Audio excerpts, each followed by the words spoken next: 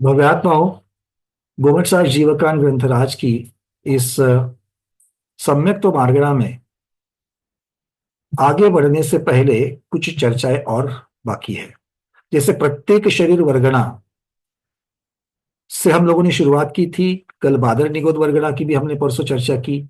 बादर निगोद वर्गणा किसकी होती है, इसकी चर्चा अभी तक होना बाकी है। बादर निगोद वर्गणा का हमने स्वरूप देखा है। और बादर निगोद वर्गणा ये जघन्य से किसकी होती है और उत्कृष्ट से कितनी होती है, इसकी चर्चा हुई है। किसकी होती है, उस स्वामित्व कौन है, उस स्वामित्व की अपेक्षा से वर्णन बाकी है, वो हम लोग शुरुआत करेंगे। उसके पहले मैंने पीडीएफ में और एक चीज ऐड की है। स्वाध्याय करते करते करते जो जो चीजें हमें नहीं प्राप्त होती है और जो पहले उस जो बड़े बड़े प्रश्न बने होते हैं उनकी उकल भी होती रहती है। जैसे 3 शब्द आए थे, 2 शब्द पहले आए थे, एक शब्द और आगे आएगा। पहले 2 शब्द आए थे, वो था क्षपित कर्मांशिक विधि और दूसरा था गुणित कर्मांशिक विधि। ये 2 आए थे। तो इसका थोड़ा बहुत अर्थ तो हमने बताया था, किंतु आगम में इसकी चर्चा एग्जैक्टली क्या आती है वो धवल महाग्रंथ के आधार से मुझे वो भी प्रकरण मिल गया। और अब तीसरा आगे जब सूक्ष्म निगोद वर्गणा की जब हम चर्चा करेंगे तो उस पे शब्द आएगा क्षपित घोलमान कर्मांशिक विधि। तो ये तीसरा शब्द भी आएगा। तो क्षपित, गुणित और घोलमान ये 3 प्रकार के कर्मांशिक पाए जाते हैं। तो इनकी चर्चा इस यहां पर हो रही है, तो इसलिए उनको भी समझना महत्वपूर्ण है। तो मैंने एक पृष्ठ इसके बारे में ऐड किया है, उसको भी आज समझेंगे। आप लोगों को याद आ रहा है ना कि जब हम लोगों ने प्रत्येक शरीर वर्गना की चर्चा की थी, तो प्रत्येक शरीर वर्गना में जो जीव अंतिम समय में अयोग केवली अवस्था में विराजमान है, उनसे सर्वजघन्य उनसे सर्वजघन्य ऐसी कौन है? प्रत्येक शरीर वर्गना जो है वो प्रत्येक शरीर वर्गना उनकी पाई जाती है। तो ये जो जीव अयोग केवली अवस्था तक पहुंचा है, अंतिम समय में पहुंचा है, वो आचार्य भगवान ने लिखा था कैसे पहुंचा है? तो क्षपित कर्मांशिक विधि से पहुंचा है। ये कहने का मतलब ये है कि उनकी क्षपित कर्मांशिक विधि से जब कोई जीव अलग अलग भवों को धारण करता है तो एक विशिष्ट पद्धति से वो कर्मों की और नो कर्म वर्गणाओं की निर्जरा करता रहता है। तो जब तक उसका प्रमाण हमें पता नहीं चलेगा, वो रेट जब तक नहीं चलेगा, तब तक वो जब तक उसका जब रेट जब तक मतलब वो कितनी गति से वो प्राप्त करता है ये पता नहीं चलेगा, तब तक ये अयोग केवली अवस्था में विराजित जो जीव है वो कैसे वहां पर आया है, उनके कैसे द्रव्य वर्गना होती है, ये नहीं होगा। मतलब हर एक अयोग केवली जो अंतिम समय में स्थित है उनकी प्रत्येक शरीर वर्गना की जघन्य द्रव्य वर्गना नहीं होती। बात समझ लेना, मैं सार रूप से बता रहा हूं। जब हम कहते हैं कि सर्वजघन्य द्रव्य वर्गना किसकी होती है, प्रत्येक शरीर वर्गना की, तो आप कहोगे भैया अयोग केवली अवस्था में स्थित जीव जो अंतिम समय में स्थित है कि नहीं है? किंतु हर एक की नहीं होती। ऐसे अयोग केवली भगवान जो भवो भवों से क्षपित कर्मांशिक विधि से अयोग केवली बने हैं उनकी होती है। अब फर्क समझ में आ रहा है? तो ये क्षपित कर्मांशिक विधि है क्या, उसकी थोड़ी बहुत कल्पना तो उस दिन हमने ली थी जो रतंजन मुख्तार जी ने अपनी टीका में रखी है। आज उसके बारे में सबसे पहले थोड़ा सा पढ़ लेते हैं और फिर हम आगे बढ़ेंगे। ठीक है, चलिए। तो ये प्रत्येक शरीर वाला जो एक विषय था जो हमने आज एक नए सिरे से आपको यहां पर ऐड किया है, उसको लेकर के चलते हैं।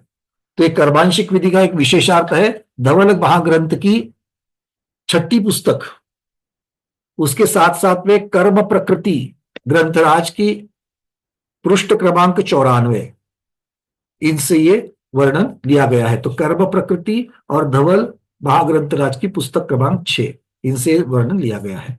तो आचार्य भगवान कह रहे हैं क्षपित कर्मांशिक का लक्षण क्या होता है। सबसे पहले तो क्षपित कर्मांशिक जो सर्वजघन्य द्रव्य वर्गणा को प्राप्त करने के लिए कारणभूत बताया गया है, वो प्रत्येक शरीर जघन्य द्रव्य वर्गणा को प्राप्त करने के लिए कारणभूत।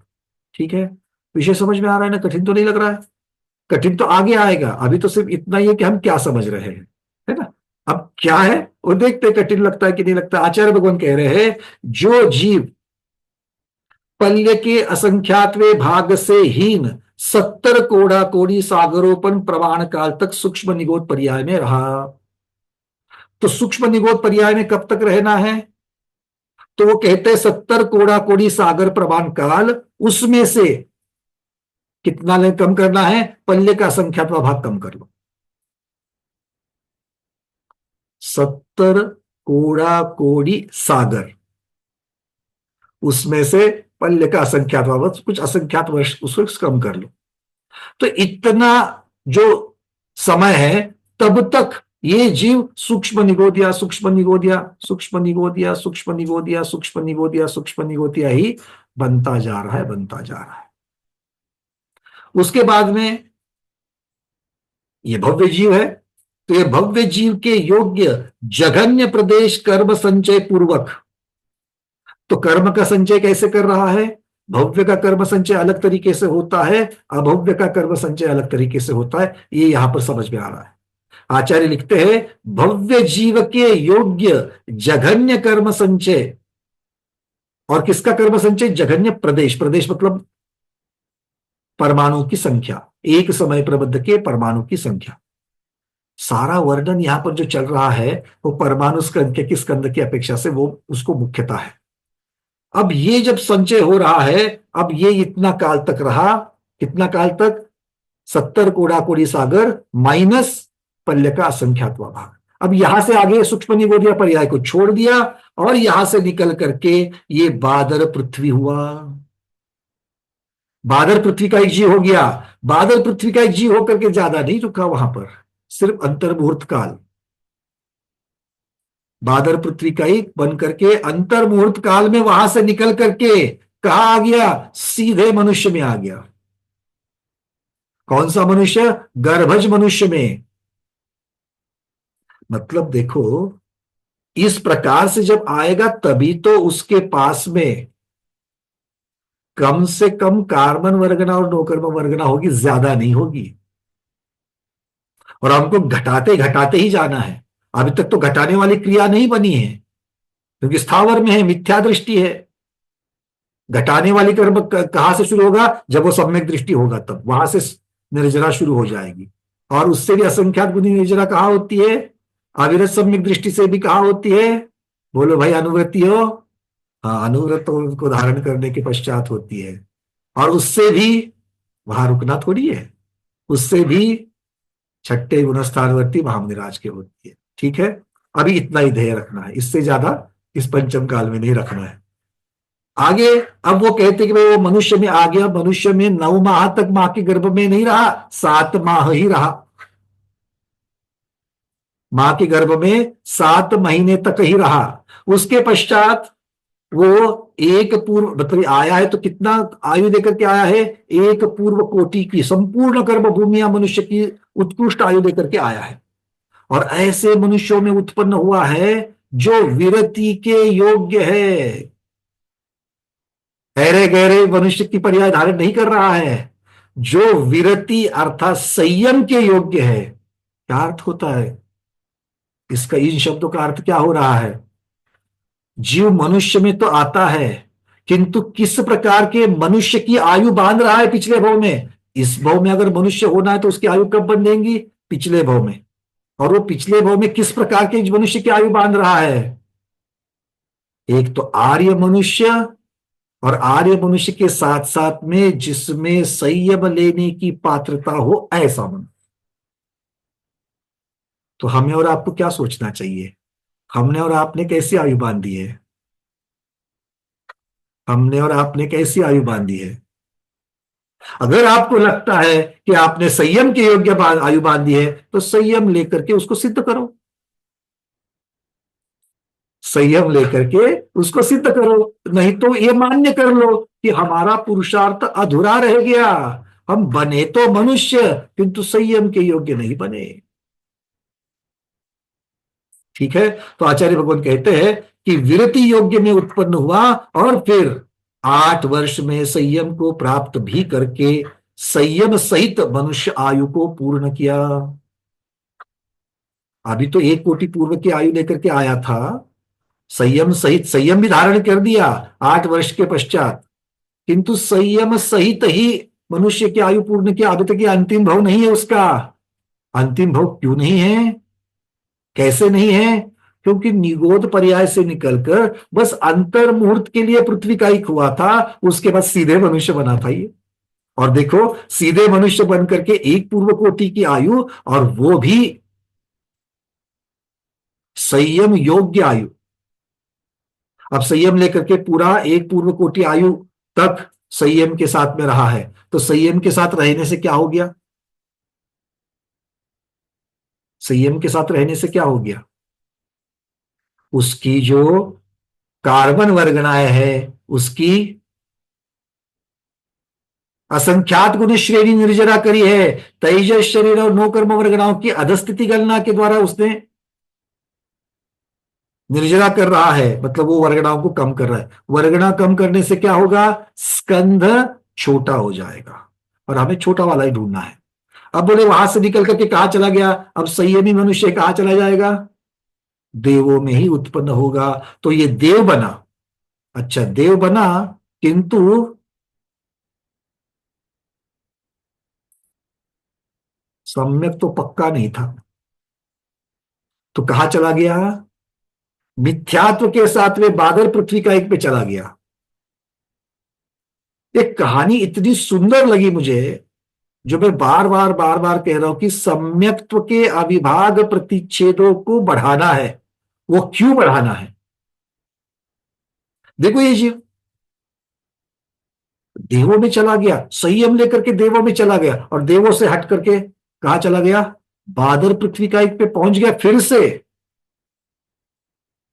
भाई सोचो, तो देवगति में इसने क्या किया होगा? जो जीव 1 पूर्व कोटि तक यहां पर संयम को प्राप्त करके रहा, वो वहां जाकर के, वहां से जब देवगति से निकला तो बादल पृथ्वी का एक में गया, फिर बादल पृथ्वी का एक में से मनुष्यों में अनेक बार उत्पन्न होते रहा। ये सब क्या है कि अभी तक तैयारी तो होती है, तैयारी पूर्ण नहीं होती। तैयारी तो होती है कहा? मोक्ष जाने की, किंतु पक्की नहीं होती। तैयारी तो मोक्ष जाने की होती है, किंतु पक्की नहीं होती है। ये इसलिए प्रकरण मेरे लिए मुझे बहुत महत्वपूर्ण लगा। आप और हम लोगों के लिए एक आईना है, ये दर्पण है। आपकी और हमारी, हम लोग तैयारी कर रहे हैं कि नहीं कर रहे हैं? मोक्ष जाने की तैयारी कर रहे हैं कि नहीं कर रहे? पता नहीं कि पहला ही भव है कौन सा, संयमा संयम को धारण करने का। सम्यक दृष्टि तो हुए थे शायद पहले, छूटा भी रहेगा, ज्ञान भी प्राप्त किया था, तभी तो रुचि लग रही है जिनवानी में। तो इसके आगे क्या हमारी तैयारी पक्की है? अगर तैयारी पक्की नहीं है तो देवगति से कहा जा सकते हो? देखो, इसीलिए क्या चाहिए?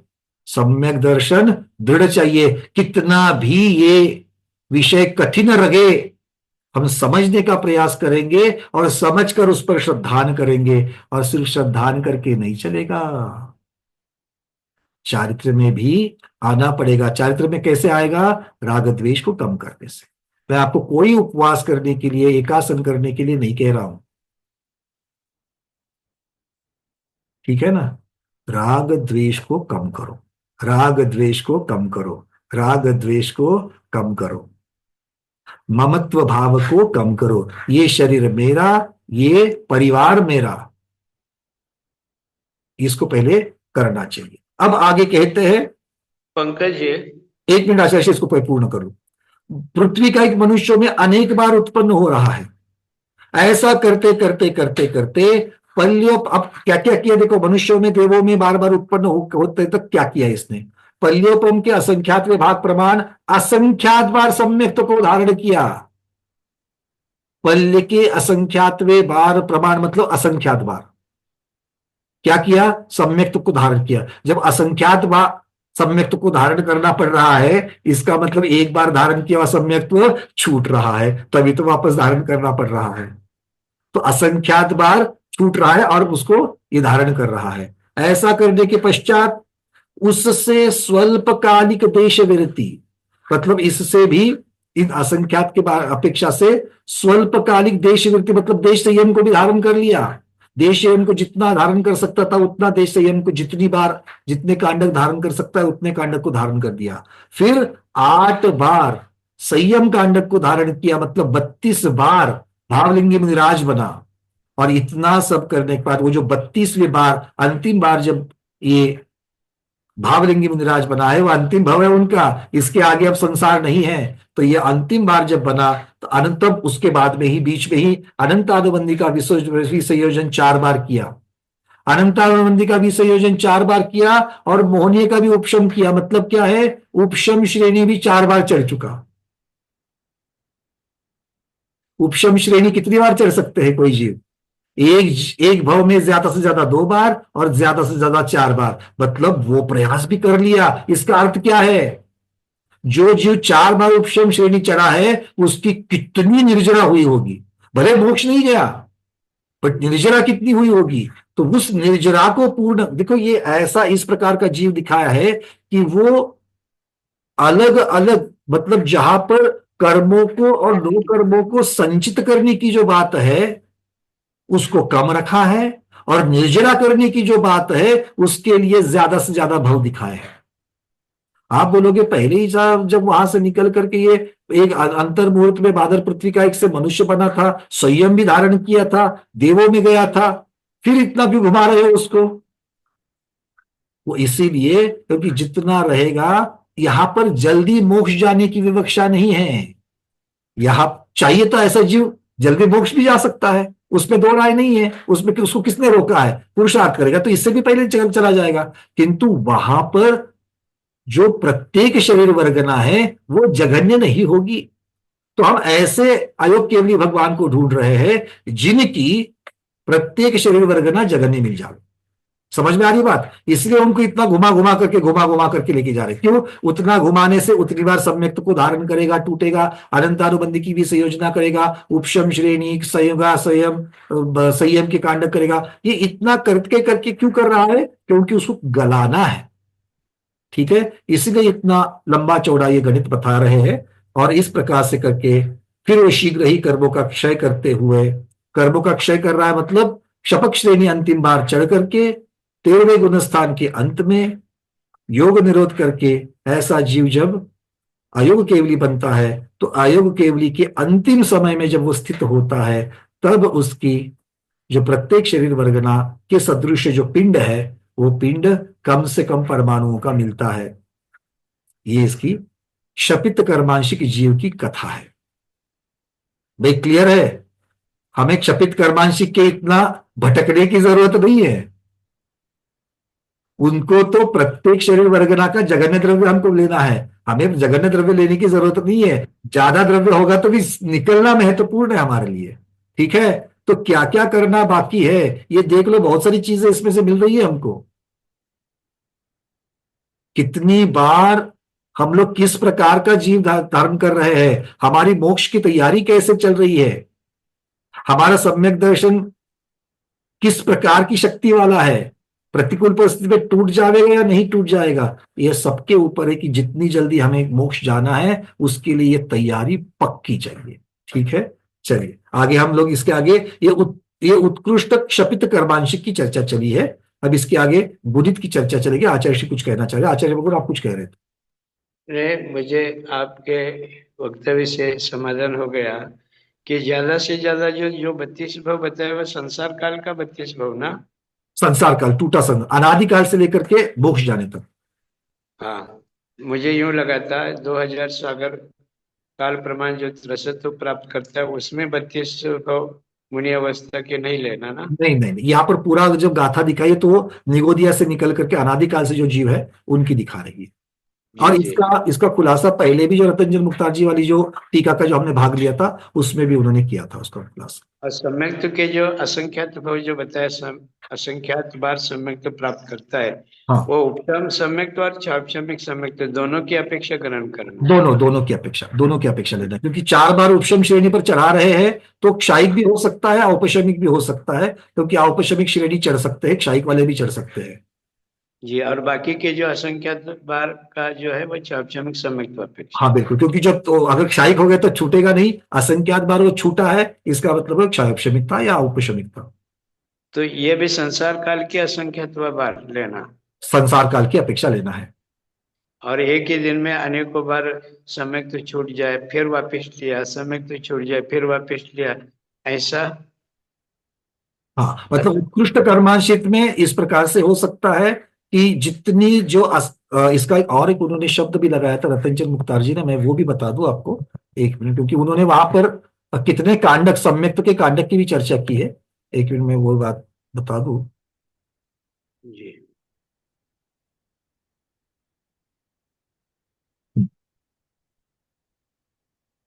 अ, दीपा जी कुछ कह रहे 8 बार ऐसा कुछ नहीं संकेत नहीं, वो था। संयम संयम के कांडक थे, सम्यक्त के नहीं। संयम के कांडक जो है वो तो है, हाँ देखिए, अ, संयमा संयम के कांडक बताया है पल्ले के असंख्यात विभाग प्रमाण संयमा संयम के कांडक, और जी। इनसे कुछ अधिक सम्यक्त कांडक, ऐसा बताया है। जी, माने और यहाँ यहाँ पर और असंख्य। डिटेल्स में जाते हुए उन्होंने बताया है कि संयम के 8 कांडक होते हैं, एक कांडक में 4 बार संयम होता है, इसका अर्थ है 32 बार संयम ग्रहण होता है, इससे आगे संसार नहीं रहता शब्द लगाया है। संयमा संयम कांडक पल्योपम के असंख्यात विभाग प्रमाण होते हैं, अर्थात अधिकतम मतलब पल्ले के असंख्यात विभाग को 4 गुने बार, पल्ले का असंख्यात करना और उसको संख्यात से गुणाकार कर रहे हैं 4 से, ये 4 चौगुने बार करने पर संयम संयम का ग्रहण होना संभव है। मतलब अनादिकाल से संसार काल तक एक जीव में पल्ले का असंख्यात भाग गुना 4, इतनी बार जीव संयमा संयम को धारण कर सकता है, ये यहां पर क्लियर हो रहा है।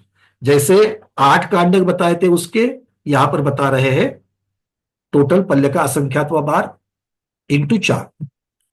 जी पंकज जी, अभी आपने जो बावलिंग की अपेक्षा जो 32 बार बताया ना, हम्म। जैसे एक ही मनुष्य भव में किसी की 2-3 बार दीक्षा होती है एक ही व्यक्ति की, हम्म। तो वो जैसे 3 बार दीक्षा ले ले एक ही भव में मान लीजिए, तो वो 32 में इन 3 को भी गिना जाएगा क्या, भव की अपेक्षा लेना इसको? नहीं, 32 बार संयम को धारण करना यहाँ पर मतलब ये 32 कांडक उन्होंने इस प्रकार से बताए तो 32 भव लेने चाहिए, क्योंकि संयम यहाँ पर अटूट संयम मतलब एक भव पूर्ण करने की अपेक्षा से संयम लिया है। संयम से अगर कोई च्युत होता है तो वो भावलिंगी की अपेक्षा से वर्णन नहीं होगा उसका, मतलब वो वहां पर जब उसकी बेस जो है, उसकी जो विवक्षा है, उस विवक्षा की अपेक्षा से जाना पड़ेगा। ये माने भव की अपेक्षा 32 भव लेना। 32 भव लेना चाहिए। अब ये भले लगातार होने की जरूरत नहीं है, ये कभी भी हो सकते हैं।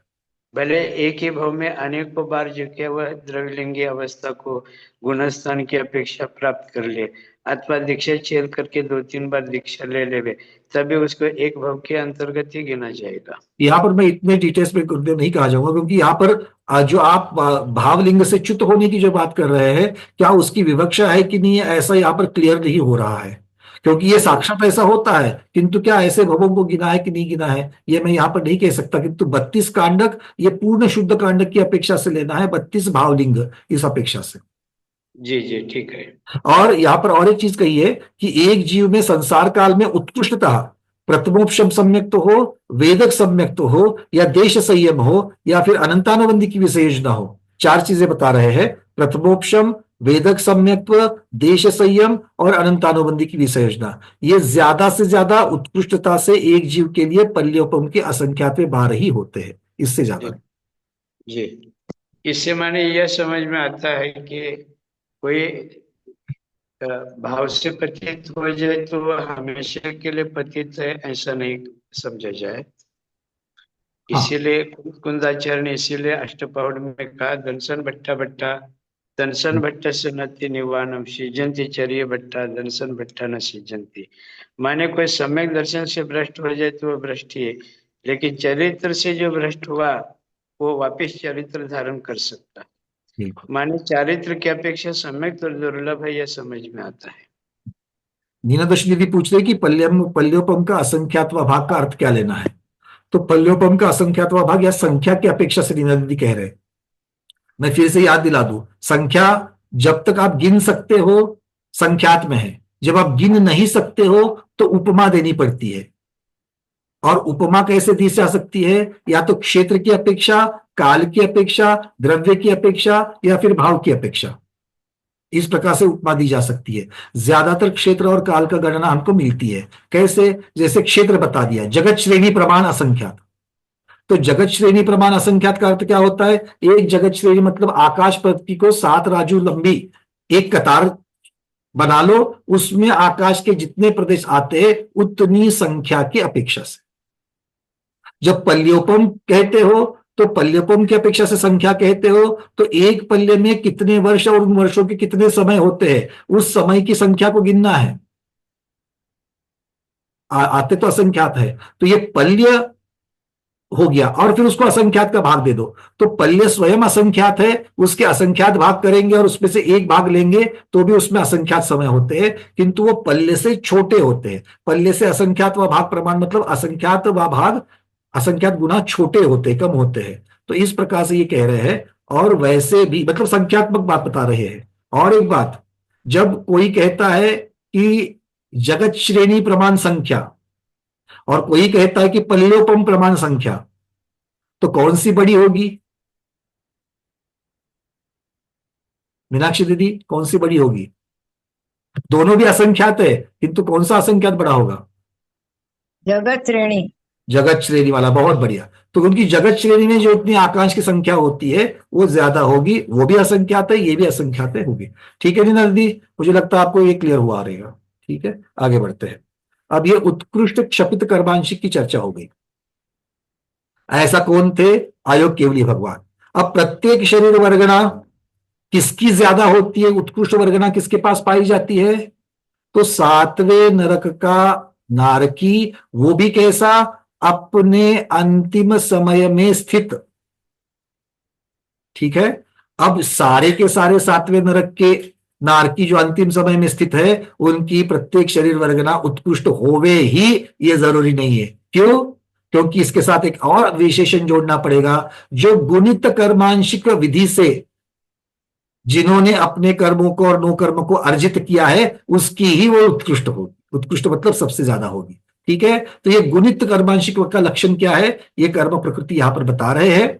तो वो कह रहे हैं, कर्म प्रकृति और धवला पुस्तक 6 की अपेक्षा से विशेषार्थ में बता रहे हैं, जो जीव अनेक भवों में उत्तरोत्तर हमेशा क्रम क्रम से गुणित क्रम से कर्म प्रदेशों का बंध करता रहा है।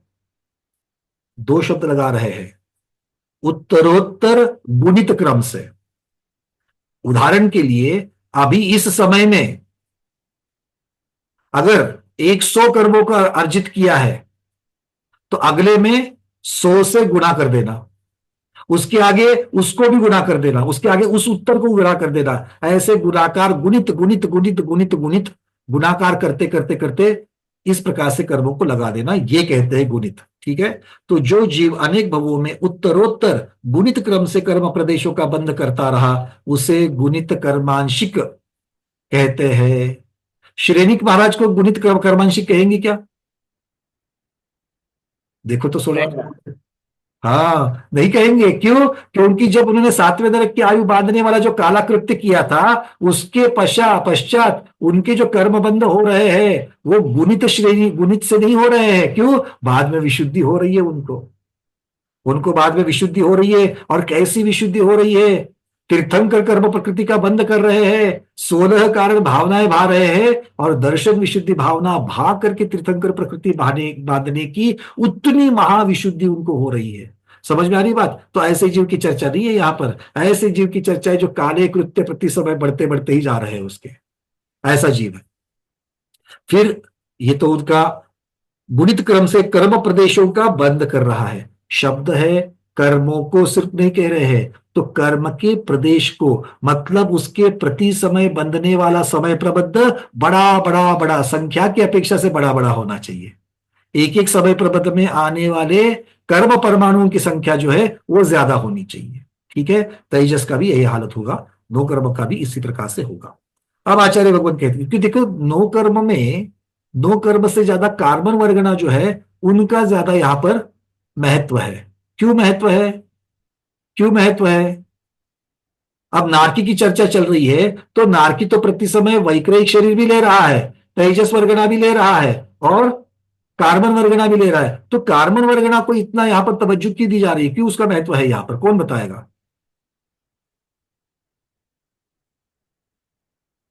प्रमोद जी,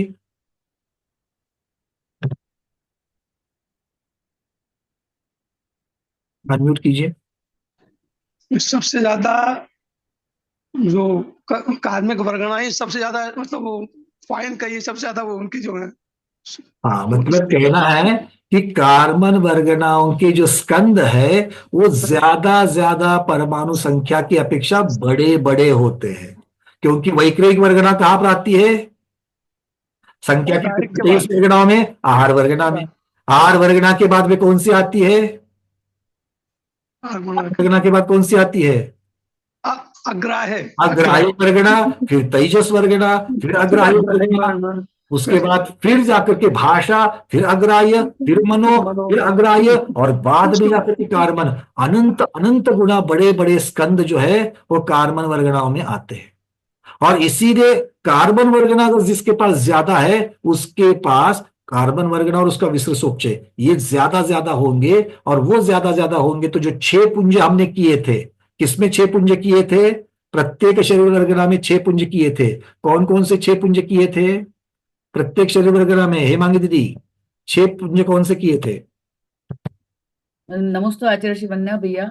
औदारिक शरीर उसके कर्म विश्रसोपचय, कार्माण शरीर विश्रसोपचय और तेजस शरीर उसके विश्रसोपचय। बहुत सुंदर। तो ये 3 शरीर और 3 शरीर का विसृसोपचय, ये 6 जो है, इन सबको जब हम एक साथ बांधेंगे तो वो स्कंद जितना बंद हो बड़ा होता है, बंधनबद्ध कहते हैं, इतना बड़ा स्कंद होता है। उतना बड़ा स्कंद, उतना बड़ा मतलब साइज में नहीं कह रहे हैं, संख्या की अपेक्षा उतना बड़ा स्कंद प्रत्येक शरीर वर्गना का होता है। ठीक है, तो इसकी चर्चा यहां पर की जा रही है। आचार्य भगवान कहते हैं, अब कैसे, अब देखो उसकी गाथा कैसे है। जो जीव उत्कृष्ट योगों सहित, सबसे पहले क्या है? उत्कृष्ट योग होना चाहिए। उत्कृष्ट योग मतलब क्या करना चाहिए? अभिषेक पूजन करने वाले का उत्कृष्ट योग क्या कह रहे हैं यहां पर? उत्कृष्ट योग का अर्थ क्या लेंगे दीपा दीदी? उत्कृष्ट योग का अर्थ क्या लेंगे? विशुद्धि ज्यादा ज्यादा बढ़ती जाती। यहां विशुद्धि की चर्चा हमको नहीं करनी है, हमें यहां पर तीव्र परिणाम कहेंगे। क्यों? क्योंकि जीव जो है वो वहां देखो, विशुद्धि कहते ही गलना भी चालू हो जाती है। यहां पर हमको गुणित कर्म वर्गना ग्रहण करने वाला चाहिए, और उसके लिए उत्कृष्ट योग है। मतलब संक्लेश परिणाम जिसके तीव्र तीव्र तीव्र हो रहे हैं, ऐसा जीव लेना है, ताकि वो क्या कहता है, जितने तीव्र परिणाम उतने योग तीव्र, जितना योग तीव्र उतना परिस्पंदन तीव्र, जितना परिस्पंदन तीव्र उतना बड़े बड़े पुंजों को आकृष्ट करेगा। ठीक है, तो इस प्रकार से ये जो जीव उत्कृष्ट योगों सहित बादर पृथ्वी का एक एकेंद्रिय पर्याप्तक और अपर्याप्तक भवों से लेकर के, मतलब कहां से शुरुआत कर रहा है ये? बादर पृथ्वी का एक कैसा? अपर्याप्तक, लब्ध पर्याप्तक और पर्याप्तक दोनों के भी करेगा। ठीक है, और सभी इन अवस्थाओं में कैसे रहेगा? उत्कृष्ट योग के साथ में। कितनी देर तक रहेगा? तो बोले पूर्व कोटि पृथक्त्व से अधिक 2000 सागरोपन प्रमाण बादल त्रसकाय में परिभ्रमण। तो पहला तो क्या कर दिया? सबसे पहले उत्कृष्ट योगों के साथ में बादल पृथ्वी का एक पर्याप्तक अपर्याप्तक, पर्याप्तक अपर्याप्तक, पर्याप्तक अपर्याप्तक उनके भाव ले लिए, और बादल पृथ्वी का एक से निकाल करके अब उनको कहां पर घुमा भ्रमण करा रहे हैं? त्रस पर्याय में भ्रमण करा रहे हैं। त्रस पर्याय मतलब 2 इंद्रिय से पंचेंद्रिय तक। और कितनी देर तक भ्रमण करा रहे हैं? तो वो कहते हैं 2000 सागर अधिक पूर्व कोटि पृथक्त्व। 2000 सागर अधिक पूर्व कोटि पृथक्त्व, इतने भव लगाकर, इतने समय लगा करके त्रस्काय में परिभ्रमण करा रहे हैं। अब इतनी बार करने के पश्चात जीव जितनी बार सातवीं पृथ्वी में जाने के योग्य होता है, उतनी बार जाकर के अब अंतिम बार सातवीं पृथ्वी में चला गया है। सातवीं पृथ्वी में जाने के लिए जितने बार जा सकता है उतनी बार सातवीं पृथ्वी में चला गया। क्या होता है इसमें जाने से? एक तो हर बार 33 से ही सागर, दूसरा गुणित कर्मांशिक से ले ही रहा है, ले ही रहा है, ले ही रहा है कि नहीं है? आपको लगता है आप ही दोनों हाथों से बटोर रहे हो? ये तो कहां कहां से बटोर रहा है। हाँ या ना? आप दोनों हाथों से क्या बटोरते हो? कौन बोला पैसा? अरे पैसे की बात नहीं कर रहा हूं मैं। आप स्वाध्यायी हो ना, दोनों हाथ से आप पुण्य बटोर रहे हो। अच्छा अच्छा सोचो, पुण्य बटोर रहे हो, है कि नहीं है? और ये क्या बटोर रहा है? ये पाप बटोर रहा है, नरक में चला जा रहा है। तो सातवें नरक में जितनी बार जाता है, आचार्य कहते हैं उतनी बार गया, योग्य होता है उतनी बार जाकर, पश्चात अंतिम बार जब सातवीं पृथ्वी के नरक पर्याय को जब धारण करता है, तब शीघ्रातिशीघ्र पर्याप्त होता है। निवृत्त पर्याप्तक अवस्था से निकल करके जल्दी से जल्दी पर्याप्तक किया। क्यों? क्योंकि निवृत्त पर्याप्तक अवस्था में ऐसे कम से कम काल क्यों रखा यहां पर, और पर्याप्तक में जल्दी क्यों लेकर के गए? कौन बताएगा? मीनाक्षी दीदी। नारकी जीव नरक से दुख से आता है और मनुष्य में आएगा तो जल्दी जल्दी ग्रहण करेगा। अरे नहीं, ये तो अभी भी सातवें नरक में जाने की बात चल रही दीदी। ये अच्छा। अंतिम बार, मतलब सातवें नरक में जितनी बार जाना है उतनी बार जा रहा है, और उसका अंतिम बार सातवें नरक में पहुंच गया, और पहुंचने पर जो नरक की जो निवृत्त पर्याप्तक अवस्था है उसको जल्दी जल्दी पूरा करा रहे हैं। ऐसा क्यों? थोड़ा सा पहले वाला स्वाध्याय याद करना पड़ेगा, ज्यादा बड़ी बात नहीं है। विजयलक्ष्मी दीदी बताओ। निवृत्त पर्याप्तक में कर्म ज्यादा नहीं खींचते हैं वो लोग, उसके लिए जल्दी क्यों नहीं पर्याप्तक खींचते? क्यों नहीं खींचते? आप सही जा रही हो, क्यों नहीं खींचते? कारण आगम का बताओ।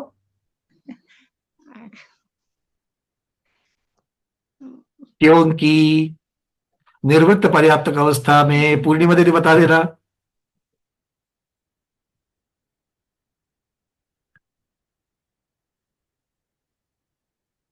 अरे अनम्यूट कर लीजिए जल्दी। हाँ बोलो। हाँ, वरना भैया जी, क्योंकि निवृत्त पर्याप्त अवस्था में जीव अगली आयु का बंध नहीं करता है। अरे नहीं नहीं, इतना नहीं। ये तो नारकी है, वो तो करेगा वैसे भी अंतिम 6 महीने में ही करेगा। हम तो निवृत्त पर्याप्तक की बात कर रहे हैं। मुझे लगा आप लोगों को याद आ रहा है। किसी को याद आ रहा है क्या? निवृत्त पर्याप्तक अवस्था में जल्दी जल्दी क्यों रखा है यहां पर? अरे भाई, वहां पर एकांत अनुवृद्धि योग होता है, और पर्याप्तक अवस्था में कौन सा योग होता है? स्मिता दोषी दीदी बताओ। परिणाम योग। परिणाम योग होता है। तो कौन सा योग बड़ा होता है, तीव्र कौन सा होता है?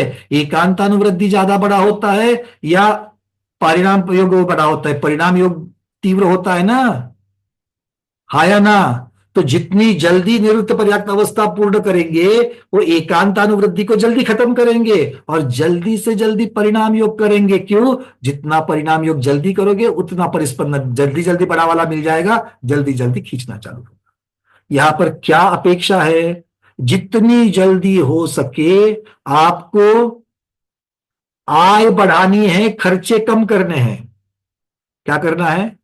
आय बढ़ानी है, खर्चे कम करने हैं। खर्चे मतलब जहां पर आप कम कमाने के तरीके मंद होते हैं वो कम करने हैं। तो निवृत्त पर्याप्तक अवस्था में कर्म का या बाकी भी नो कर्म वगैरह जो कमाते हैं वो मंद तरीके से कमाते हैं, पर्याप्तक अवस्था में शीघ्र गति से कमाते हैं। इसलिए क्या करना पड़ेगा गुणित कर्मांशिक के लिए? जितना जल्दी हो सके उतनी निवृत्त पर्याप्तक अवस्था को खत्म करना पड़ेगा, और जितनी जल्दी हो सके उतना पर्याप्तक बनना पड़ेगा। बात समझ में आ रही कि एक शब्द क्यों दे रहे हैं आचार्य भगवान? क्योंकि जेने कारण ज्यादा से ज्यादा द्रव्य वर्गना इकट्ठा हो जाए। समझ में आ रही है बात? हाँ या ना? कुछ तो कहो। हाँ, बहुत बढ़िया। तो आचार्य भगवान कह रहे हैं कि वहां पर शीघ्रातिशीघ्र पर्याप्त होकर के उत्कृष्ट योग स्थानों को और उत्कृष्ट कषायों को धारण करता है। तो उत्कृष्ट कषाय को धारण करेगा, संश्लेष परिणाम करेगा, तो योग भी उत्कृष्ट ही होंगे।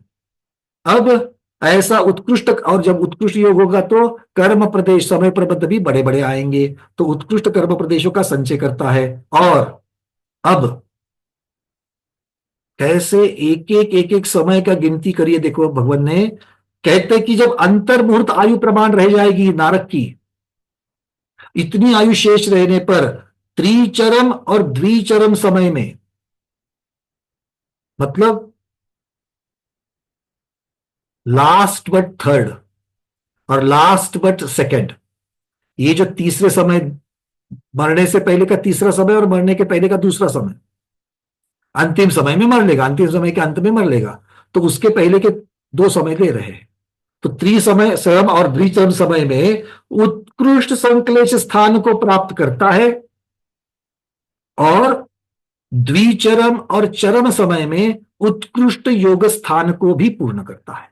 दो अलग अलग चीजें हैं, उत्कृष्ट कषाय को प्राप्त होना और उत्कृष्ट योग को प्राप्त होना। ऐसा क्यों कहा होगा? प्रश्न समझ में आ गया? प्रमोद जी, आप लोगों को ये मालूम है, बस मैं थोड़ा सा आपको याद दिला रहा हूं। फिर से सुनिए, आचार्य भगवान कह रहे हैं कि अब 33 सागर को तो इस प्रकार से जल्द पर्याप्तक होकर के, जैसे पर्याप्तक क्यों जल्दी कराया उसका रीजन आपको दिया है, वैसे पर्याप्तक होकर के मरने से पहले के जो 3 समय है, उन 3 समयों को भी उन्होंने गिनाया यहां पर। तो कहते हैं कि थर्ड समय, लास्ट बट थर्ड और लास्ट बट सेकेंड समय, त्रिचरम और द्विचरम समय जो है उसमें उत्कृष्ट कषाय को प्राप्त हुआ और दूसरे और अंतिम समय में उत्कृष्ट योग को भी प्राप्त हुआ। ऐसा अलग अलग क्यों कहा? प्रश्न समझ में आ गया सबको? चलिए, हाँ, अब हेमांगी दीदी आप बताइए। भैया हमें लगता है कषाय से उसका अनुभाग बढ़ेगा और योग से उनकी प्रदेश अनुभाग का अर्थ तो कब होगा? जब उसको फल मिलने की चर्चा है। हमें क्या चाहिए? प्रदेश की अपेक्षा, प्रदेश बंधक की अपेक्षा से चाहिए, और प्रदेश बंधक से जितनी समय वर्गणा, समय प्रबंध बड़े बड़े बनते हैं उतनी वर्गणा बड़ी होगी, तो हमको तो उतना ही चाहिए। योग से बढ़ेगा ना फिर प्रदेश, योग तो से। योग को तो कह ही दिया, उसके पहले कषाय को क्यों कहा? आत्म परिस्पंदन ज्यादा होगा कषाय से। तो वो तो योग से हो रहा है, वो तो योग से हो रहा है। फिर कषाय को अलग और योग को अलग कहा गया? कहां पर कषाय और योग की दोनों की चर्चा होती है? कषाय और योग की दोनों की चर्चा कहां होती है? लेशिया में। हाँ, तो ये कहो ना लेशा। कर्मबंध का कारण क्या है? अरे घुस जाओ लेशा मार्गणा में, याद करो सारा का सारा। बात समझ में आ रही है? देखो वहां पर पहले भी उन्होंने कहा है शीघ्रातिशीघ्र पर्याप्त होकर उत्कृष्ट योग स्थान और उत्कृष्ट कषाय सहित हुआ।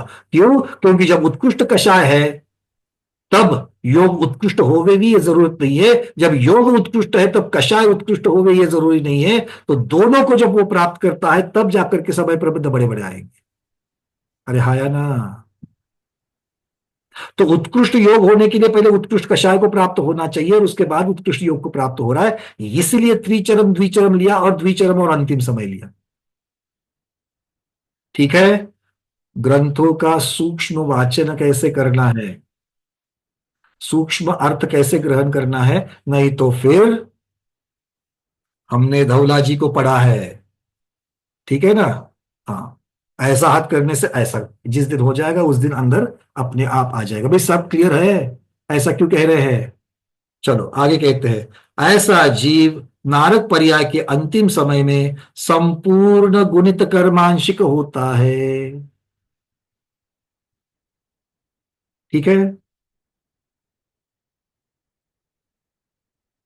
मोटा मोटी में पहले वाला जीव जो क्षपित कर्मांशिक है वो कर्मों के प्रदेश को क्षपना कर रहा है, गला रहा है और कम से कम जगन्य वर्गणा को रख रहा है। दूसरा बटोर रहा है, गुणित तरीके से बटोर रहा है, और फिर उसके पास द्रव्य ज्यादा हो जाएगा। आया ना? चलिए बहुत बढ़िया। अब तीसरा एक शब्द बचा, उसकी चर्चा सूक्ष्म में आएगी, किंतु अभी यहां पर कहते हैं घोलमान। कैसे? घोलमान विधि से। अब ये घोलमान विधि गुणित तरीके से भी होती है, क्षपित तरीके से भी होती है। ठीक है? तो घोलमान विधि को क्या कहते हैं? घोलमान का अर्थ होता है जो जीव उपर्युक्त प्रकार से, मतलब ना गुणित और ना कर्मांशिक, ना गुणित कर्मांशिक है ना क्षपित कर्मांशिक है। क्षपित कर्मांशिक करते वक्त आपने क्या विवक्षा रखी थी? कुछ भी हो जाए क्षपना के ऊपर ज्यादा से ज्यादा आपने जोर दिया था। गुणित कर्मांशिक में क्या किया था? ज्यादा से ज्यादा जोर आपने कमाने के ऊपर दिया था, गंवाने के ऊपर नहीं, और इसीलिए वर्णन उस प्रकार से आया। कहीं पर अधस्थिति गणना, संख्यात गुण श्रेणी निर्जरा, असंख्यात गुण श्रेणी निर्जरा, इनके ऊपर ज्यादा जोर दिया। दूसरी जगह पर गुणित तरीके से योग की अपेक्षा, कषाय की अपेक्षा, एकांतानुवृद्धि योग की अपेक्षा, परिणाम योग की अपेक्षा से इनका अलग अलग विवक्षा लेकर के उसका वर्णन कर दिया। तो जहां पर क्षपना की अपेक्षा से मतलब जघन्य की अपेक्षा से भी वर्णन ना हो, उत्कृष्ट की अपेक्षा से भी वर्णन ना हो, मतलब जहां पर कर्म का संचय, तेजस शरीर का संचय और नो कर्म वर्गणाओं का संचय, ये वृद्धि हानि वृद्धि हानि वृद्धि हानि को प्राप्त होता है। कभी कषाय तीव्र योग तीव्र, कभी कषाय तीव्र, कभी लेश्या अशुभ, कभी कभी लेश्या शुभ, कभी लेश्या अशुभ, कभी लेश्या शुभ, कभी कषाय लेश्या अशुभ, कभी लेश्या शुभ, और कभी गुण श्रेणी निर्जरा, कभी गुण श्रेणी निर्जरा नहीं, कभी गुण श्रेणी निर्जरा, कभी गुण श्रेणी निर्जरा नहीं। मतलब क्या होगा, जैसे पहले के दो में तरीके से, क्रमबद्ध तरीके से या तो कर्म और नो कर्म की क्षपना की थी, या कर्म और नो कर्म का गुणाकार करते हुए उसको प्राप्त किया था, ऐसी परिस्थिति घोलमान विधि में नहीं होती।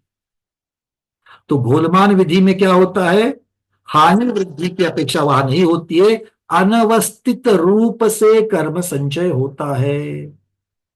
अनवस्थित का अर्थ क्या होता है, अस्थिर। अस्थिर मतलब हानि भी होती है, वृद्धि भी होती है, एक जैसा नहीं होगा। जहां पर एक जैसा कर्म संचय नहीं होगा वहां पर कहते हैं घोलमान। ठीक है, अब घोलमान के साथ में दो शब्द लगा सकते हो। घोलमान मतलब अस्थिर तरीके से, ये पहली बात हो गई।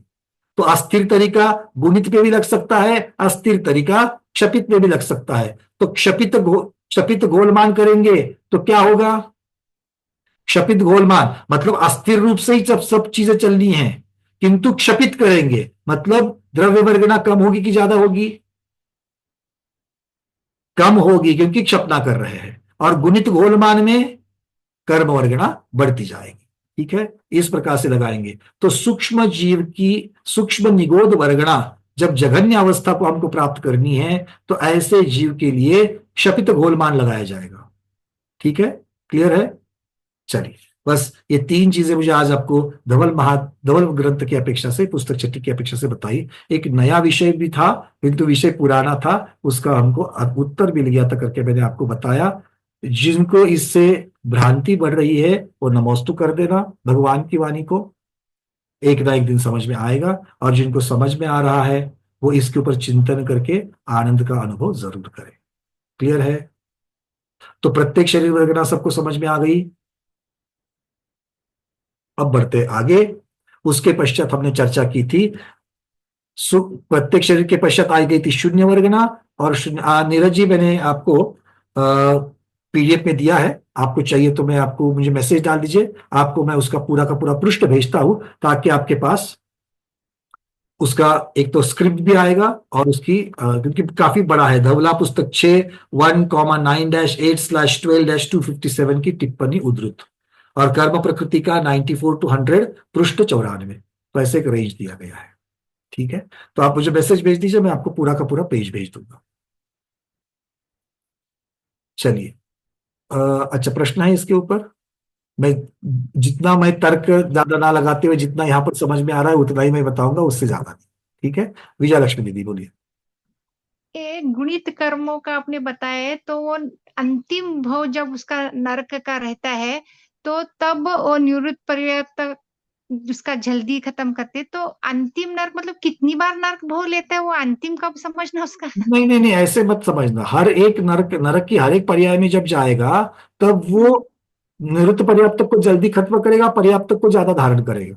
ऐसा क्यों? क्योंकि हमको सभी भवों में ज्यादा ही बटोरना है, तो ये शब्द सब जगह पर लगा देना। अच्छा, कितनी बार मतलब ये ऐसा अंत्य दीपक करके ये शब्द आ गया, क्योंकि चर्चा उन्होंने क्या की है कि जितनी बार सातवीं नरक में जा सकता है उतनी बार, और फिर एक वर्णन उन्होंने अंतिम भाव का दे दिया, तो उसको अंत्य दीपक मान करके जितनी बार नरकों में गया उस बार सब जगह पर लगा देना ही। ठीक है, और हम लोग इसमें कैसा लिए 32 बार वो संयम लेगा तो उसका वो अंतिम वो होकर उसके कर्मों का वो मतलब वो प्रत्येक शरीर का उसका सबसे कम रहता है। संसार, उसके आगे संसार नहीं है। हाँ हाँ, तो वो मैं समझी इसमें भी कुछ नर्क का उसका अंतिम वो उसके नहीं, बाद उन्होंने शब्द से। इतना ही लगाया है, जितनी बार सातवीं पृथ्वी में जाने के योग्य है उतनी बार, उसकी संख्या नहीं दी है उन्होंने। ठीक है, चलिए पवन जी। तो सब आयोग केवली जो है सब बराबर नहीं रहेंगे फिर, कम यानी उनका कम ज्यादा रहेगा क्या डिफरेंस? बिल्कुल, आयोग केवली देखो, आयोग केवली में वैसे भी कम ज्यादा कर्म वर्गणा होती है। क्यों? कोई तीर्थंकर बन के जाए और कोई तीर्थंकर के बिना जाए, तो एक में तीर्थंकर नाम कर्म प्रकृति का सत्व होगा, दूसरे में नहीं होगा, तो कर्म की वर्गणा कम ज्यादा होगी ही नहीं होगी।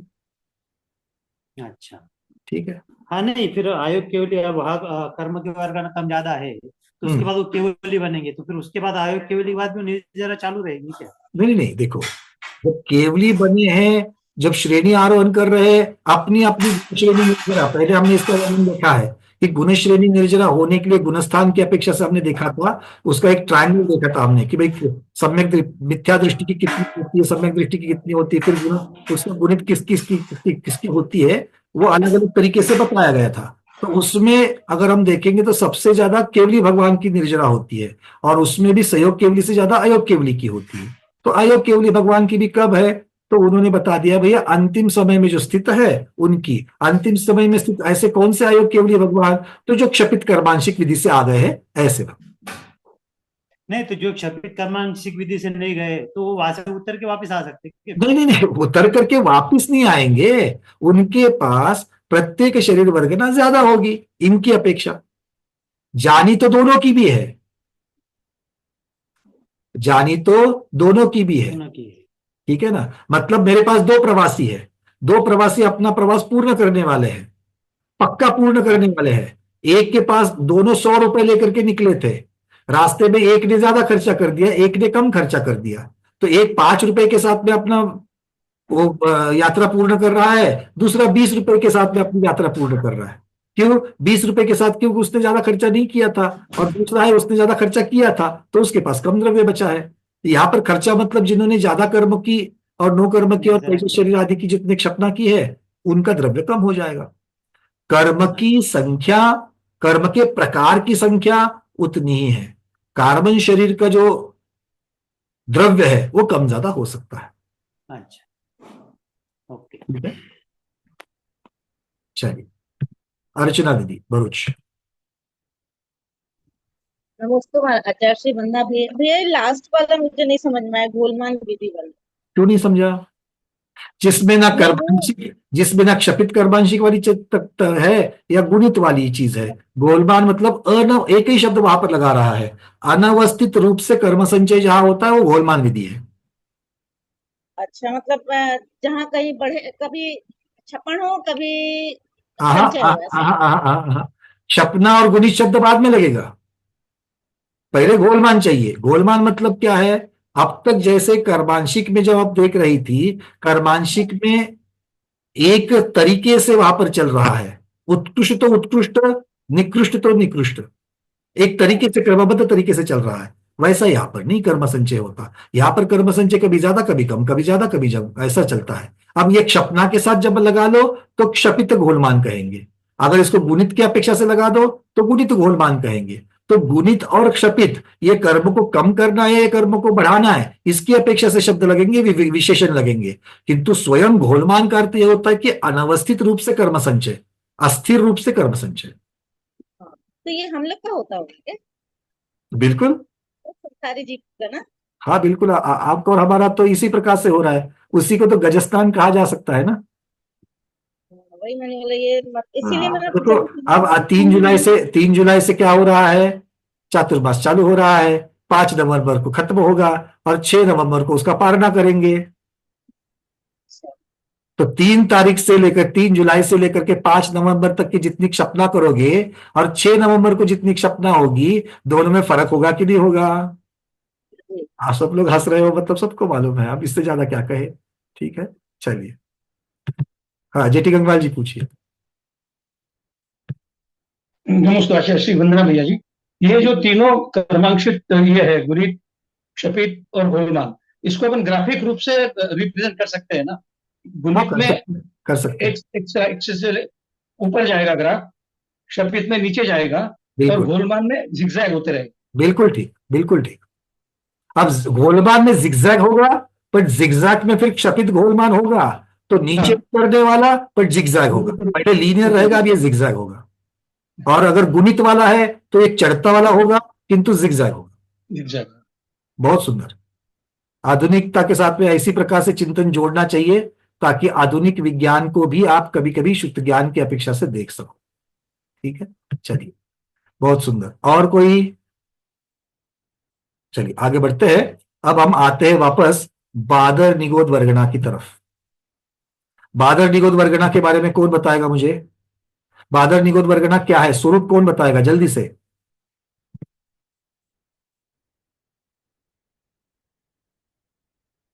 कल पढ़ा कि नहीं पढ़ा? अच्छा, रविवार था नहीं कल।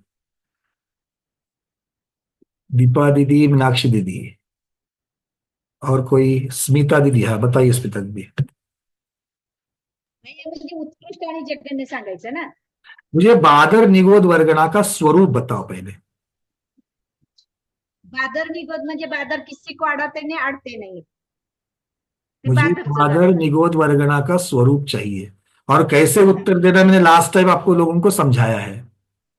ठीक है, कोई बात नहीं, तैयारी कर लो दीदी, तैयारी कर लो, हो जाएगा। आप एक और तैयारी मतलब एक पेपर ले लो सामने।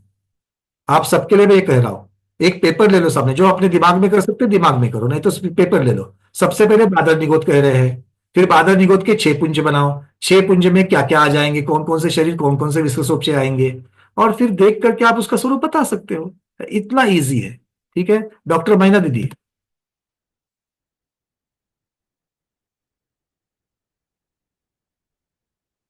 डॉक्टर मैना दीदी अनम्यूट कीजिए अपने हैंड। हाँ बोलिए। वंदना भैया जी। बादर निगोद में जैसे कि ये जो पहले अपन ने प्रत्येक शरीर लिया था और उसका वो करा था, जब तेजस और कार्बन शरीर का जहाँ एंड हुआ, फिर उसके बाद बादर निगोद के अंदर उसके अंदर एक वर्गणा मिलाई तो मेरे सामने टोकरी रख करके धनिया चुनने के लिए नहीं कहना। उत्कृष्ट सेकंड ध्रुव वर्गणा, शून्य वर्गणा के अंदर जगन्य बाद में आएगी, मैं बीच बीच में टोकूंगा, बिल्कुल टोकूंगा। हाँ जी, मुझे जो चाहिए उतना ही चाहिए। तो बादर निगोद औदारिक का स्वरूप, औदारिक शरीर, ऐसा क्या? आप विश्वोपचय से, फिर तेजस शरीर से, फिर कार्बन शरीर से। आप औदारिक कहोगे तो मैं प्रत्येक शरीर में चला जाऊंगा। बादर निगोद मतलब क्रिस्टल क्लियर आना चाहिए कि ये बादर निगोद तिर्यंच जीव के बादर औदारिक शरीर। ऐसा नहीं चलेगा, ऐसा नहीं चलेगा। तिर्यंच का फिर कैसे करेंगे? तिर्यंच का शरीर कहोगे तो मैं ऐसा पृथ्वी का एक बादर का शरीर ले लूंगा जिसमें बादर निगोद होते ही नहीं, प्रत्येक शरीर में आ जाएगा। सुजाता शाह दीदी बोलिए। बादर निगोद शरीर जो कि अड़े और अड़ावे नहीं, वो तो बादर नाम कर्म का उदय है। चलो ठीक है, वो तो ठीक है। एक मिनट दीदी रुकिए, अभी सुजाता दीदी बोलिए। दीदी आप सामने पेपर लीजिए, तब तक डॉक्टर मैना दीदी आप सामने पेपर लीजिए, आएगा पक्का आएगा, क्योंकि आप सही रास्ते पर जा रही हो। सुजाता दीदी बोलिए। तेजस शरीर, कार्बन शरीर आणि आहारक शरीर आणि उनके साथ विश्वसोपचय। दीदी आहारक शरीर में बादर निगोद होते हैं क्या? नहीं होते। तो फिर आहारक शरीर को क्यों लेंगे आप बादर निगोद वर्गणा में? 2 से 5 विकलेंद्रिय शरीर आणि स्थावर वनस्पति का एक। हाँ, मतलब आप कहाँ पहुंची? जो ऐसे शरीर जो बादर निगोद से सहित होते हैं, है ना, तो इनको कैसे कहना चाहिए? बादर निगोद जीव का शरीर। इसमें एक ही शब्द कहेंगे तो वो सब उसमें आ गया। मतलब जिनके पास में बादर निगोदिया होते ही नहीं है, वो 8 प्रकार के जीव अपने आप हट गए, सूक्ष्म निगोदिया वाले अपने आप हट गए, सिर्फ बादर निगोदिया जीव का शरीर कहना और उसका विश्वसोपचय। मैना दीदी क्लियर है क्या? क्या कहना है? पहला आपको औदारिक, तिर्यंच का, औदारिक ये सब कहोगे तो बिल्कुल वहां पर क्या होगा? वहां पर भ्रांति होगी, कंफ्यूजन होगा। तो क्या कहना है? बादर निगोद का शरीर, बादर निगोद शरीर, निगोद का भी मत कहो, जीव की चर्चा ही नहीं करना, सिर्फ शरीर की चर्चा करेंगे। बादर निगोद शरीर और उसका विसृसोपचय, अधिक उन जीवों का तेजस शरीर और उसका विसृसोपचय, उसका कार्बन शरीर और उसका विसृसोपचय। इसमें कितने जीव आएंगे दीदी? कितने जीवों का तेजस शरीर और कार्बन शरीर आएगा? 105 इंद्रिय तो। अरे नहीं, कितने जीव, संख्या संख्या संख्या अनंत अनंत आएंगे ना, क्योंकि एक बादर निगोद शरीर में जीव कितने होते हैं? मेरे कहने का मतलब सब लोग ठीक से समझ लो, अभी मैं बता रहा हूं। आलू क्या है? आलू क्या है? बादर निगोद है? अकेला आलू बादर निगोद है? आंखों के सामने गाजर भी लाओ, मूली भी लाओ, फिर 2 इंद्रिय जीव का शरीर लाओ, मांस का टुकड़ा लाओ, आपका और मेरा शरीर लाओ, आपके और हमारे शरीर में मांस है कि नहीं है? है। उस मांस में बादर निगोदीय जीव है कि नहीं है? वो बादर निगोदीय जीव अपना स्वयं का शरीर लेकर के है कि नहीं है? है। कैसे है? क्योंकि स्कंद कौन है? मेरा मांस जो है वो स्कंद है। गाय भैंस बकरी का, मुर्गे का मांस जो है वो स्कंद है। जैसे आलू है वैसे वो मांस है। एक स्थावर का शरीर है, दूसरा त्रस का शरीर है, दोनों शरीर ही है। जिस दिन आलू को आप तरकारी की जगह पर स्थावर का शरीर देखना शुरू करोगे, उस दिन आलू आपका छूट जाएगा। और उसी में यह स्वाध्याय चल रहा है। तो बादर निगोद वर्गना की संख्या को जान करके क्या करना है? जिस दिन बादर निगोद वर्गना को आप पढ़ते पढ़ते आपको मांस के साथ में आलू की तुलना हो रही है, हाँ या ना? जैसे बकरे के मांस में, जैसे मुर्गी के मांस में, जैसे शरीर मनुष्य के शरीर के मांस में, जैसे गाय भैंस के मांस में बादर निगोद जीव रहते हैं, वैसे ही आलू में होते कि नहीं होते हैं? तो जैसे मांस एक बादर निगोद का स्कंद है, वैसे आलू भी बादर निगोद का स्कंद है कि नहीं है? अरे बोलो। फफूंदी लगा हुआ आचार, मुरब्बा, उसमें बादर निगोद जीव है कि नहीं है? है। काई बादर निगोद जीव है कि नहीं है? है। अब आलू के ऊपर काई लगी हुई देखो, आलू के ऊपर फंगस लगा हुआ देखो, दिख रहा है क्या आंखों के सामने? और सिर्फ आलू नहीं, प्याज पर भी लगा देना, सड़ा हुआ प्याज, और सड़े हुए प्याज की जगह पर अब अच्छा वाला प्याज, सड़े हुए आलू की जगह पर अब अच्छा वाला आलू जिसके चिप्स बनाते हो। क्या दोनों में कोई फर्क है? क्या सड़ने के बाद उसमें बादर निगोद आता है, या सड़ने के पहले भी बादर निगोद होता है? यह मेरे प्रश्न के उत्तर चाहिए मुझे। आंखों के सामने लाइए उन आलूओं को जिनमें बादर निगोद शरीर है। और बादर निगोद मतलब कितना है? एक स्कंद है। फिर लगा लो आगे अंडर आवास पुलवी, असंख्यात असंख्यात लोक प्रमाण।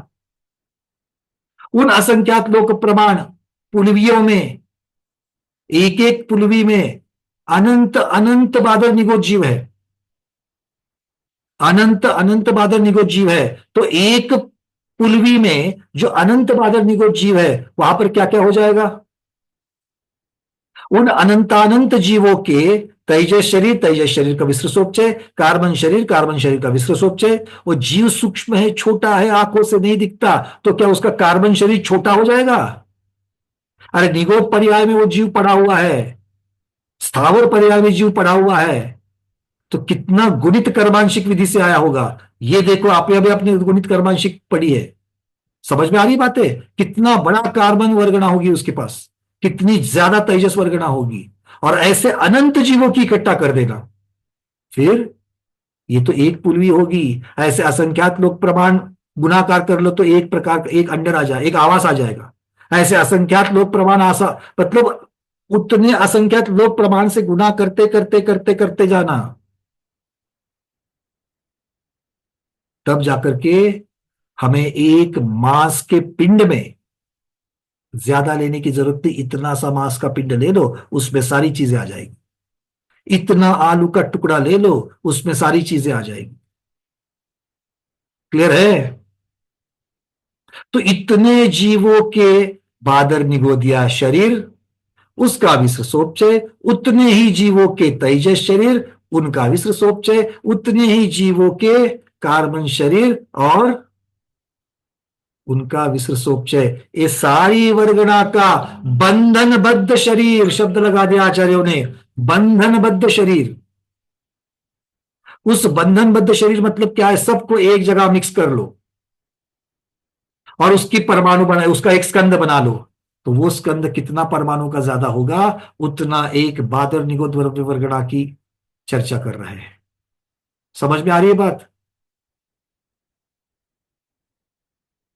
आलू को जीवों की हत्या होती है इसलिए तो खाना ही नहीं चाहिए, किंतु आलू क्या है ये भी तो देखो। ऐसा मैंने बोलते ही पिछले शिविर में एक सामने वाले ने शब्द लगा दिया, भैया लौकी में भी इतनी ही आएगी क्या?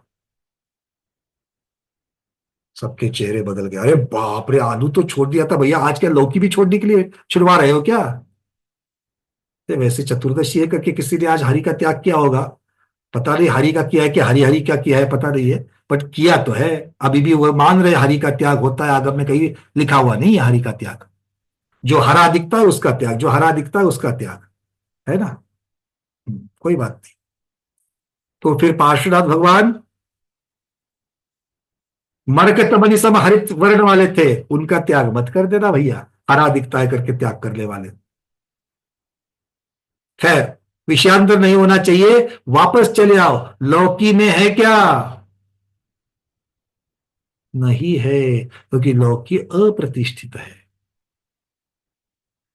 जो खाने योग्य लौकी है वो अप्रतिष्ठित है। उसके अंदर जब वो सप्रतिष्ठित थी तब उसके अंदर ये सारा कुछ भरा हुआ था, नहीं खाया, किंतु अप्रतिष्ठित होने के पश्चात मैंने खा लिया। अच्छा, अप्रतिष्ठित लौकी कहां से तोड़ी? उसके बेल से तोड़ी, तोड़ी की नहीं तोड़ी? फिर सारी चीजें दिमाग में आई कि नहीं आई? ये एक केंद्रीय जीव है, एक केंद्रीय जीव का घात कर रहे। जो जो फूल को तोड़ते वक्त आते हैं बातें दिमाग में, वो फूल तो मैं भगवान को चढ़ाने के लिए बोल रहा था, यहां तो लौकी खुद के भक्षण के लिए सोच रहा हूं। तो जो जो चीजें, जो जो तर्कनाएं फूल को तोड़ते वक्त लगाई, अंतर्मूर्त के लिए आत्म प्रदेश आते फिर चले जाते, अरे केंद्रीय तो है, हिंसा हो रही है। लौकी तोड़ते वक्त हिंसा हो रही कि नहीं हो रही है? नहीं। आम तोड़ते वक्त हिंसा हो रही कि नहीं हो रही है? नहीं। केला तोड़ते वक्त हिंसा हो रही कि नहीं हो रही है? नहीं। गेहूं, चावल, तो कल से भोजन क्या करोगे? कल से भोजन किस चीज का? मुझे उत्तर देने की जरूरत नहीं, खुद को उत्तर दे दो। जिन्होंने जिन्होंने दिमाग में कूड़ा भरा है उनको प्रश्न पूछो। पंथ के नाम पर जो कूड़ा भर रहे हैं उनको पूछो। फिर वो भैया जी हो, व्रती हो, महाव्रती हो, कोई भी हो, प्रश्न पूछो, बड़ी नम्रता से पूछो, हमारे ज्ञान में इजाफा कर दो। जो हिंसा फूल के तोड़ने में है, क्या वो हिंसा लौकी के तोड़ने में है कि नहीं है? चर्चा बादर निगोद की अलग है, पहुंच गए कहीं तीसरी जगह पर। बात समझ में आ रही है? वो तो भगवान को चढ़ाने के लिए वैसे भी था, श्रृंगार के लिए नहीं था। यहां तो भोगोपभोग के लिए कर रहे हैं। बात समझ में आ रही है? तो इस प्रकार से ये बादर वर्गना, आज समय तो आपका वैसे हो गया, आज आगे नहीं जा पाए, कोई बात नहीं, किंतु चर्चा भी आज हम लोगों ने नई काफी चीजें सीखी है। कल हम इसको आगे बढ़ाएंगे कि बादर निगोद वर्गना जिसके पास जगन्य होती है ऐसा कौन सा जीव है, और बादर निगोद वर्गना जिनके पास उत्कृष्ट होती है एक वैसा जीव है। इन चीजों को कल के क्लास में ले लेंगे, आज इतना ही रखते हैं। फिर भी आज जो मैंने आप चीजों को एक नया इनपुट दिया है उस चीज को भूलना नहीं। इस बात पर 5 मिनट तो चिंतन जरूर करना। भले बचपन से आपने जो भी सीखा है नहीं सीखा है, क्या एक फूल को तोड़ने में और एक लौकी को तोड़ने में कोई समानता है या फर्क है? आज के स्वाध्याय को गुरुओं के श्री चरण में बारंबार नमोस्तु वंदामि इच्छाकार करते हुए यही पर समापन करते हैं। जैनम जयतु शासनम, जैनम जयतु शासनम, जैनम जयतु शासनम। हाँ, ये हो सकता है कि इस चर्चा को सुन करके कोई ऐसे भी जीव होंगे, भैया फूलों के आश्रय से भी तो बाद में आ जाते तोड़ने के पश्चात। ये बात जिस दिन से आप करोगे उसकी चर्चा में बदल दूंगा, किंतु कम से कम फूल तोड़ने में हिंसा होती कि नहीं होती, हिंसा शब्द को तो, दो चीजों में से हिंसा शब्द को तो कम से कम कर लो। अब बात रही फूल के आश्रय से दूसरे कीड़े आते हैं, वो तो चावल के आश्रय से भी आते हैं, वो तो चिटक के भी आश्रय से आते हैं, फिर पीली हो या सफेद हो, फिर वो गोले के भी आश्रय से आते हैं, फिर वो गोला साफ किया हुआ हो या उसके कवर के साथ में हो, सबके आश्रय से आते हैं। उसको आप शोधन करते ही कि नहीं करते हो? तो फिर फूलों का भी तो शोधन करना सीख लो, ना कि उसको चढ़ाना बंद करे। भले कोई बात नहीं है, हर कोई, मुझे मालूम नहीं है, आज तो ये हालत ऐसी हो चुकी है, साक्षात महावीर भगवान भी आएंगे तो भी उनको प्रश्न करने वाले जीव है, तो मेरी तो कोई प्राज्ञा ही नहीं है। बस कभी कभी बीच बीच में चर्चा आ जाती है, कोई सदृशता दिखती है, इसलिए विषय चलाता है, नहीं तो ये विषय मेरा है ही नहीं है। ये जिसका विषय है वो अपने पास रखे, मेरा विषय नहीं है। अगर किसी के मन को ठोस पहुंची हो तो मैं फिर से क्षमा चाहता हूं। चिंतन जरूर करना, क्योंकि स्वाध्याय का फल ही चिंतन होना चाहिए, और चिंतन से सही आगम को लेना, ये उसका उद्देश्य होना चाहिए। चलिए आगे बढ़ते हैं, आज के स्वाध्याय को समापन करते हैं।